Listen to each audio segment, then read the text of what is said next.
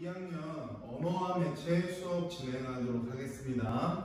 지금 하고 있는 수업은요, 언어와 매체를 수강하고 있는 모든 학교 친구들에게 영상이 제공이 될 텐데, 부득이하게 지학사를 사용하는 친구, 천재교육을 사용하는 친구도 있지만, 이 영상에서는 지금 보시는 것처럼 미래에서 사용하고 있는 언어와 매체를 가지고 진행을 하겠습니다.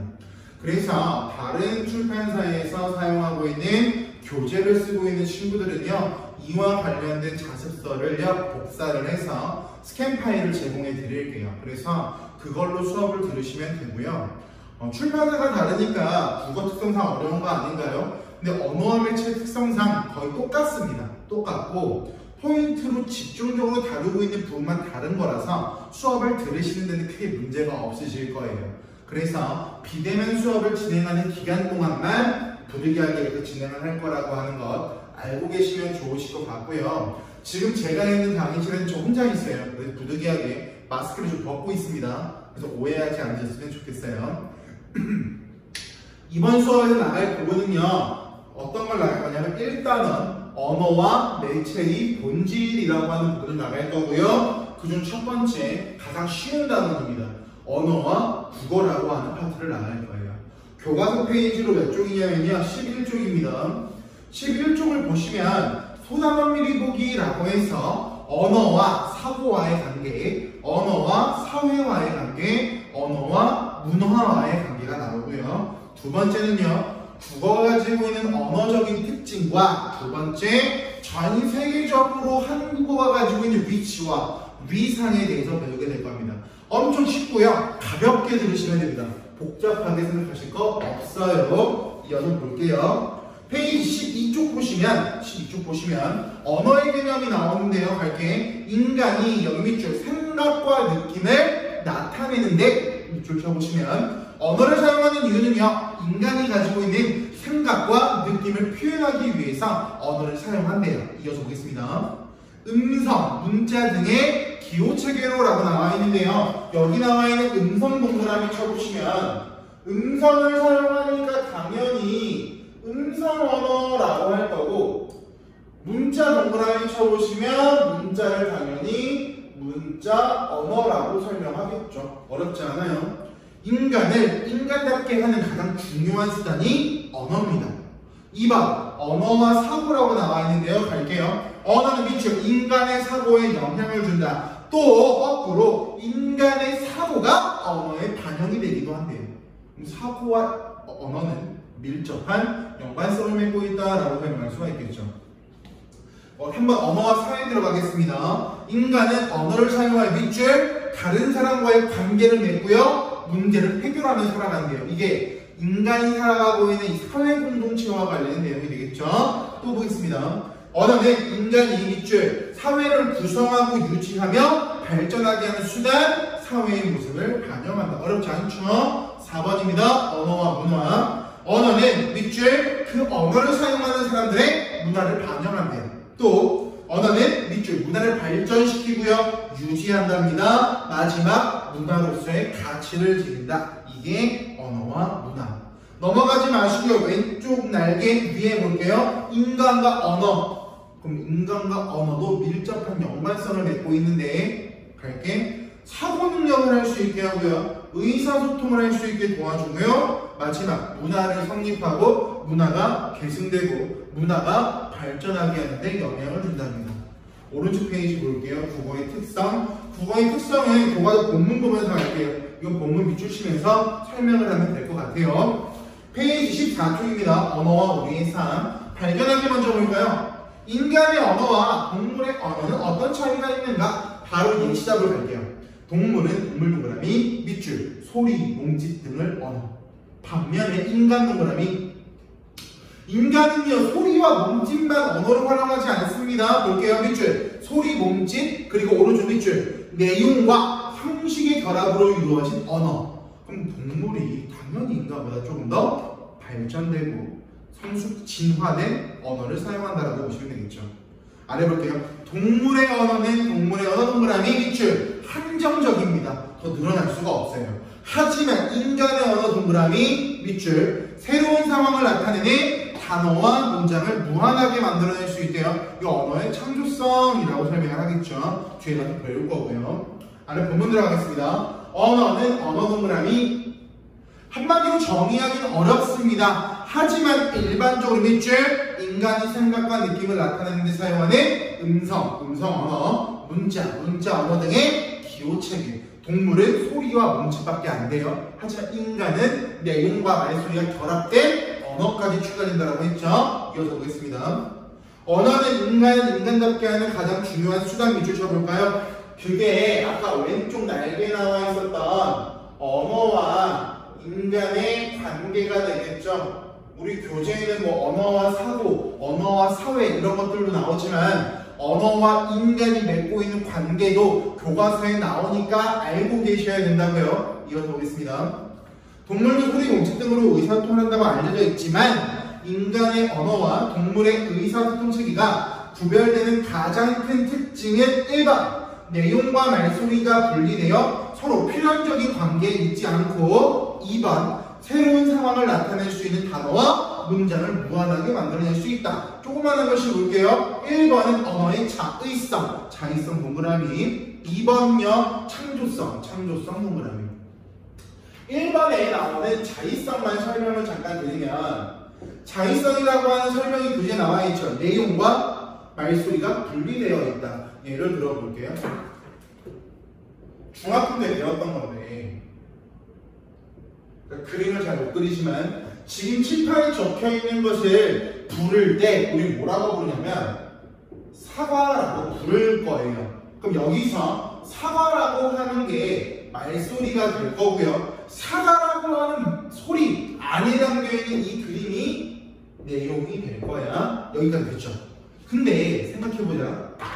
우리가 지금 보고 있는 이 빨간색 동그라미가 처음 발견됐을 때부터 사과라고 부르지 않았다는 거죠. 빨간 색깔 동그라미 봤던 사람이 얘를 뭐라고 부를까라고 고민하다가 그래 너는 사과라고 부를게 라고 해서 사과라고 부르기 시작했대요. 따라서 무조건 얘는 얘로 불러야 된다라고 하는 필연적 관계가 형성되어 있지 않고 자의적인 관계가 형성되어 있다라고 말하는 게 언어의 자의성입니다. 즉 내용과 말소리는 필연적 꼭 그렇게 1대1로 이렇게 불러야 된다 고정된 것이 아니다라고 보시면 되겠죠. 이어서 볼게요. 창조성이라고 하는 건 오늘날도 새 말 또는 신어라고 해서 새로운 말들이 만들어지고 있죠. 그런 것들을 창조성이라고 한다고 보시면 될 것 같아요. 단적으로 이런 거야. 예를 들어서 제가 가지고 있는 이 보드마크가 없었을 때, 이 보드마크가 처음 생겼을 때 얘는 이제 창조성이래. 죄송합니다. 이거는 다른 예시가 될 것 같고요. 창조성이라고 하는 건 우리말은 자음과 모음이 총 40개가 있을 거예요. 이 40개의 자음과 모음을 가지고 굉장히 많은 말들을 만들어낼 수가 있겠죠. 그런 것들을 창조성이라고 설명을 해요. 이어서 보겠습니다.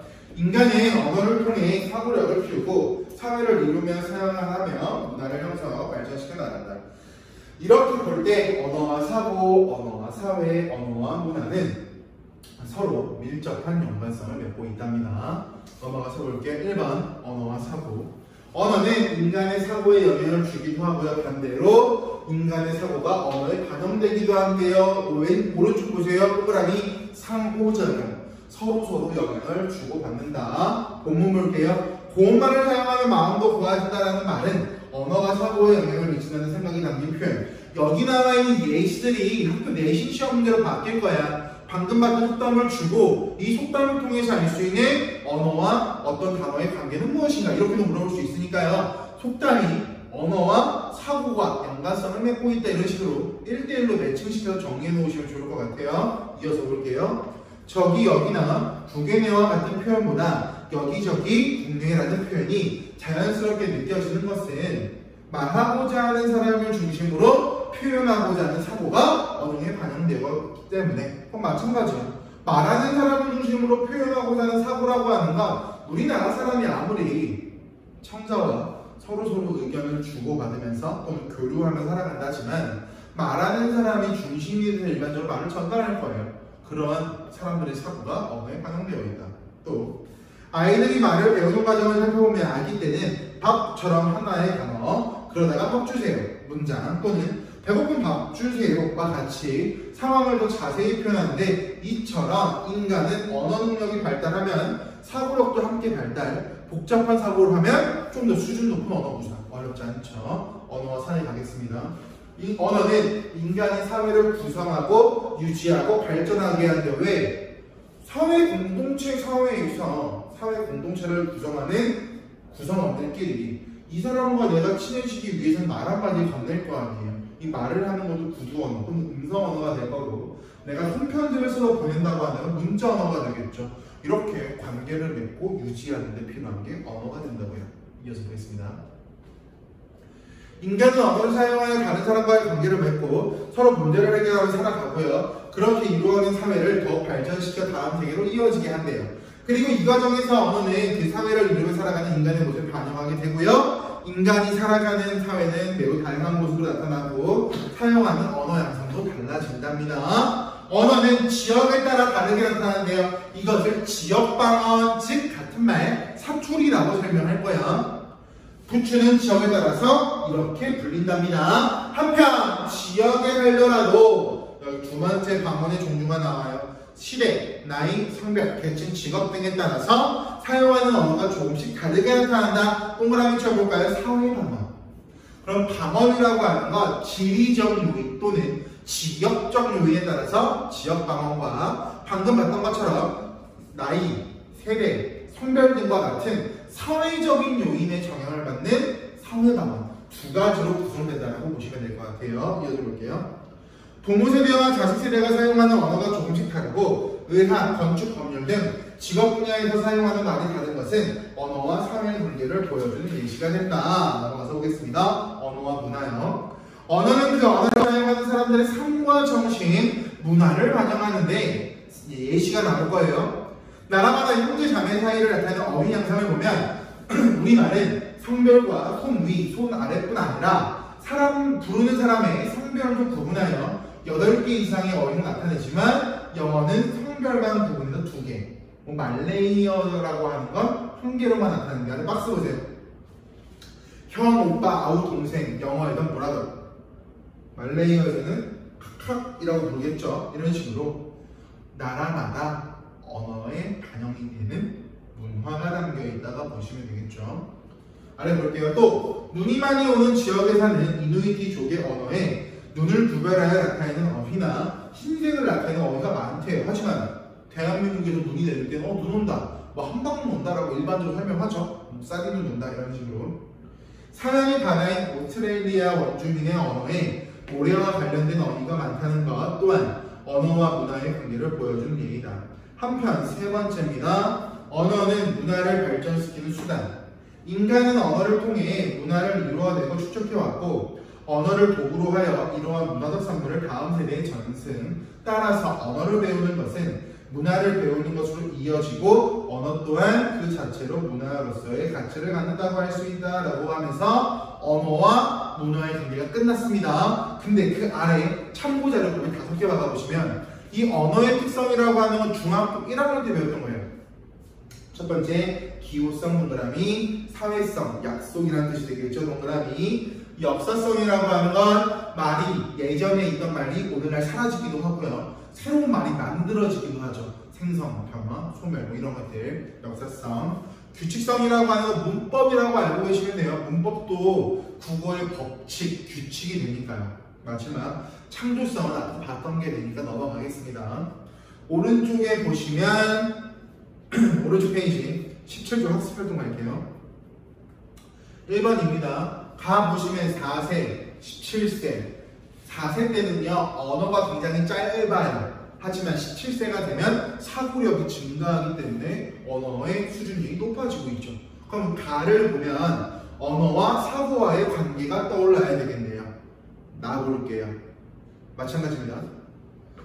참가자에게 같은 그림을 놓고 한 집단에는 아령, 다른 집단에게는 안경이라고 써서 보여주었고 그림을 치우고 그림을 기억해서 다시 그려보라고 하니까 참가자들은 자신이 본 글자와 유사하게 그림을 왜곡해서 그렸답니다. 그러면 결국 참가자들 머릿속에 있는 거니까 나도요 언어와 사고와의 관계가 되겠죠.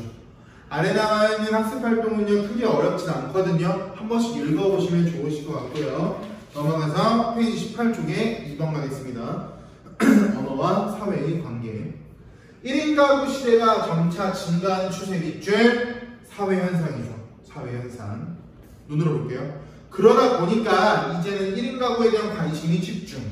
텔레비전 드라마는 물론 영화에서도 1인 가구가 아주 많이 묘사되고 있답니다. 이와 함께 밑줄 각종 신조 어부 등장. 그러면 첫 번째 줄 밑줄 시기가 있죠. 1인 가구 시대가 점차 증가하는 추세. 사회현상이라고 했는데 한 집단 또는 한 사회의 발생하고 있는 사회현상을 화살표 연결해보세요. 신조어가 등장한다로 연결해보시면 언어와 사회는 밀접한 연관성을 맺고 있다라고 정리할 수가 있겠죠. 아래 1번 보실까요? 1번 문장을 볼게. 이 기사에 제시된 단어들은 우리 사회에 어떤 모습을 보여주고 있는가? 그럼 여기서 말하는 단어 동그라미 쳐보시면 단어가 언어가 될 거고요. 우리 사회의 어떤 모습이라고 하는 게 이 기사에서는 1인 가구 시대가 나와 있는데 결국 이 신문 기사를 통해 말하고 싶은 건 언어와 사회와의 관련성이라고요. 크게 어려운 건 없겠죠. 2번도 마찬가지입니다. 언어와 사회의 관계를 나타내 줄 수 있는 다양한 사례. 1번부터 5번까지 객관식 문제가 나올 수가 있겠죠. 인식의 변화와 관련된 단어, 지역의 차이와 관련된 단어, 직업에 따른 전문 용어와 관련된 단어. 각각 구분 지어서 머릿속으로 집어넣고 계셔야 객관식 문제가 나왔을 때 헷갈리지 않고 맞출 수가 있을 거예요. 넘어가서 볼게요. 3번. 언어와 문화. 영어의 라이스는 꽤 불친절하다. 때로는 벼, 때로는 쌀, 때로는 밥이래요. 그러면 라이스라고 외국 사람들이 말하면 사람마다 머릿속에 벼, 쌀, 밥 세 가지 중에 한 가지를 택해야 된다라고 하는 거니까 이 글을 쓴 사람은 불친절해 라고 설명한다고요. 갈무리 해놓은 나달 중 시랄놈을 잘 말려 겨울을 난 다음에 싹을 틔워 못자리에 붓는다. 적당한 길이만큼 자라면 모를 찧어 보내기. 애벌, 두벌, 세벌의 김을 매며 잘 키우면 그것이 벼. 가을이 되어 알곡이 누렇게 있고 이삭이 고개를 숙일 때쯤 되어 나달을 떨어내면 그것도 벼. 방앗간에서 왕결을 벗겨내면 현미, 몇 차례 등결을 벗겨내면 백미. 이것은 쌀. 쌀을 안쳐 불을 떼다가 뜸을 들이면 비로소 밥이 된다. 이 네모친 것들은요 밥과 관련된 우리나라 어휘들이 될 거고요. 이어서 볼게요. 이처럼 우리말에서는 우리말 동그라미 밑줄, 모, 벼, 쌀, 밥 등으로 세세히 분화되어 있는데 영어에서는 영어 동그라미 밑줄, 그저 라이스. 왜 이런 차이가 발생했냐면 뒤에 가로 한번 쳐볼게요. 삼시세끼 밥을 먹지 않는 사람들이 사용하는 영어를 택할 것이 아니라 밥에 대한 우리의 애착을 다시 볼 일이다. 바로 닫아보시면 결국 영어를 사용하는 외국에서는 삼시세끼 밥을 먹지 않지만 우리나라에서는 삼시세끼 밥을 즐겨 먹겠죠. 그럼 결국 삼시세끼 밥을 즐겨 먹는 우리나라의 문화가 언어에 반영되어 있는 거고요. 영어를 사용하는 나라에서는 삼시세끼 밥을 먹지 않기 때문에 라이스라고 한 가지로 단순하게 명칭을 붙이고 있다라고 보시면 되겠죠. 아래 내려가서 2번 볼까요? 2번만. 영어의 라이스에 해당하는 말이 우리말에서는 다양하게 나타나는 까닭을 문화적 관점에서 생각해보자라고 나와 있으니까 우리말과 문화적 관점의 관계가 되겠죠. 따라서 언어와 문화와의 관계. 우리나라는 쌀을 주식으로 먹는 음식 문화와 벼를 경작하는 농경 문화가 발달하면서 벼를 키우는 과정과 밥을 짓는 과정에 따라 동일한 대상을 다르게 부르는 명칭이 분화하여 발달하였기 때문에 문화가 언어에 반영되어 있다고 보시면 되겠죠. 2번 국어의 특성 가겠습니다. 인간이 사용하는 모든 언어는 의사소통 수단으로서 공통적 성질을 지니지만 각 언어는 다른 언어와 구별되는 특수한 성질을 지닌다. 우리가 사용하는 국어도 다른 언어와 구별되는 특징을 지니는데 크게 동그라미 음은, 그 다음에 어휘 동그라미, 문법 동그라미 이 세 가지로 나눠서 보겠대요. 첫 번째입니다. 국어 음의 특징. 국어의 자음은 1번 파열음과 파찰음처럼 예사소리, 평음, 된소리, 경음, 거센소리, 격음. 이 세 가지가 서로 대립한답니다. 얘를 뭐라고 하냐면 삼중체계라고 설명해요. 같은 말, 삼지적, 상관성. 우리말은요, 예사, 거셈, 된. 세 가지가 존재하니까 삼중체계라고 명칭을 붙인대. 이어서 볼게. 영어, 독일어, 프랑스어 같은 대부분 서양 언어에서 밑줄, 울림소리와 안 울림소리가 대립하는 것, 밑줄. 그러면 국어는 예사, 거셈, 된의 3중인데 서양은요, 울림, 안 울림 2중체계랍니다. 다르죠? 이어서 가겠습니다. 그리고 2번 마찰음에 해당하는 자음이 없대요. 그럼 마찰음에 해당하는 자음이 없다라고 하는 것도 우리 국어 의문의 특징이 될 거고, 아니 3번 또 국어에서는 3번 음절의 첫 소리에는 둘 이상의 자음이 오지 못해. 세 번째 게 될 텐데 여기서 말하는 음절의 첫 소리가 어디냐면 얘들아, 강이라는 글자가 있을 때요, 얘를 하나의 음절이라고 우리가 설명을 할 거예요. 여기서 말하는 음절의 첫 소리는 게 여기입니다. 초성. 같은 말, 첫 소리. 우리가 사용하고 있는 말 중에는 이렇게 한다면 얘를 첫 소리라고 하지 않고 우리는 받침 소리, 끝소리, 종성이라고 설명을 하죠. 우리말은요, 받침에는 자음이 두 개가 올 수는 있어요. 하지만 우리말 초성에는요, 자음이 두 개가 올 수 없습니다. 주의사항 매번 말씀드리죠. 선생님, 깍두기라고 할 때 얘는 자음이 두 개 온 거 아니에요? 라고 착각하는데 여기서 말하는 얘는요, 우리 된소리라고 말하죠. 된소리. 기역이라고 하는 같은 형태의 자음이 두 개가 연달아 와 있는 것처럼 보일 수 있는데 된소리는요, 하나의 자음이에요. 절대 두 개의 자음으로 분류할 수가 없기 때문에 초성에는 서로 다른 두 개의 자음이 오지 못합니다. 주의하셔야 돼요. 된소리를 두 개라고 보시는 분들은 실수하시는 거니까 주의해서 보시고요. 국어 어휘의 특징 가겠습니다. 국어의 어휘는 첫 1번입니다. 고유어, 한자어, 외래어. 고유어는 쉽게 말해 순우리말이고요. 한자어는요, 우리말이 없었을 때 사용했던 게 한자죠. 외래어는요, 외국에서 들어와서 우리말처럼 사용되는 게 외래어인데, 교과서 볼게요. 한자는 고조선 시기에 중국에서 들어와 쓰이기 시작했고, 오늘날에는 표제어 가운데 한자어가 절반 이상이랍니다. 왜? 사용된 시간이 기니까요. 한자어가 굉장히 많겠죠. 그 밖에 외국에서 들어와 국어의 일부가 된 외래어. 왜 국어와 외래어는 달라요? 왜 국어는요, 그냥 외국말이에요. 외래어는요, 외국에서 들어왔지만 이제 우리말처럼 쓰이는 걸 외래어라고 해요.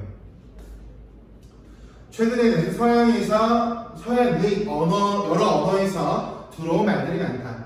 다음으로 국어에는 2번 가족관계를 나타내는 어휘, 의성어, 의태어, 색채어가 발달한대요. 이거 우리나라의 어휘가 가지고 있는 특징 중에 하나가 되겠죠.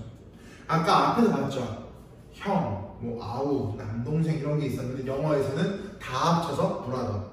말레이어에서는 하나로 남녀 성별 구분 없이 훔치죠. 이런 것들이 가족관계를 나타내는 어휘들이 될 겁니다.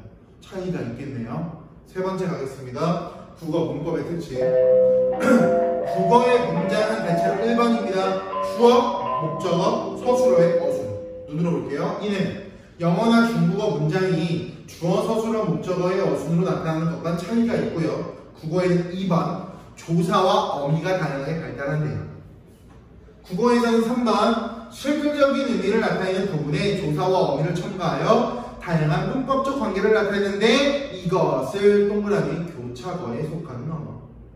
첨가한다, 무언가를 부착시킨다, 이런 말들을 교차어라고 설명해요. 눈으로 볼게요. 또 국어의 문장에서는 4번 꾸미는 말, 같은 말, 수식어가 되겠죠. 수식해주는 말이 꾸밈을 받는 말 앞에 온다. 여기서 말하는 꾸밈을 받는 말이라고 하는 건 피수식어가 될 거예요. 피수식어. 눈으로 볼게요. 주체 높임법, 객체 높임법, 상대 높임법 등 5번입니다. 높임 표현이 다양하게 발달되어 있어요. 그래서 우리가 어른한테 말할 때나 친구한테 말할 때나 나보다 나이가 어린 사람한테 말할 때 높임말을 써야 되는 경우를 엄청 많이 고민하죠. 높임법이 너무 다양하니까 이것을 이야기한다라고 보시면 될 것 같습니다. 2번 세계 속의 한국어예요. 한국의 경제가 성장하고 한국 문화의 우수성이 전 세계에 알려지면서 한국어도 세계 주요 언어로 위상이 높아지고 있는데 2016년을 기준으로 전 세계에서 한국어를 사용하는 인구는 7,700만 명. 한국어는 세계에서 12번째로 많은 인구가 사용한다. 근데 갑자기 든 생각인데 미치지 않고서야 아래 나와 있는 순서 어떤 나라 말을 가장 많이 사용하는가를 물어보는 문제가 나올 수도 있겠죠. 장충이라면요. 서술형으로 다 쓰라고 할 수도 있어요. 농담 삼아 한 말씀이지만 혹시 몰라서 이어서 보겠습니다.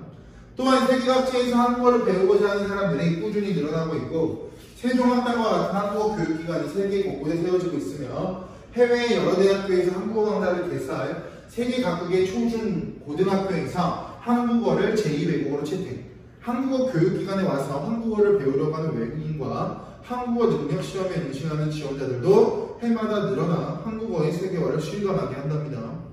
한국어가 세계의 주요 언어로서 위상을 높이려면 한국어를 잘 다듬고 발전시켜 나가는 한편 한국어와 한국 문화의 관계를 더 폭넓고 깊이 있게 이해하려는 자세까지 필요하대요.